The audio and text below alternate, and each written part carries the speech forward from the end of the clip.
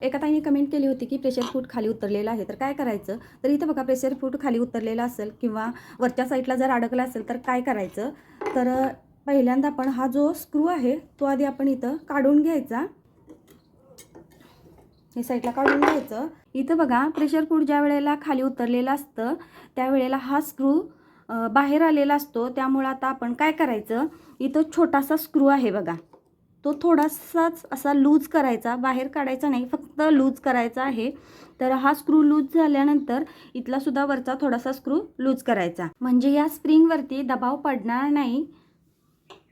आणि त्यानंतर हा जो बाहेर आलेला मोठा स्क्रू असतो तो थोडासा हातोडीने 1-2 वेळा असं मारून घ्यायचा, म्हणजे हे टाईट होतो. आणि मग इथला स्क्रू थोडासा टाईट करायचा आणि जसं हा वरचा सुद्धा स्क्रू होता तो सुद्धा टाईट करून घ्यायचा आणि मग आपलं प्रेशर फूड व्यवस्थित होतं. धन्यवाद.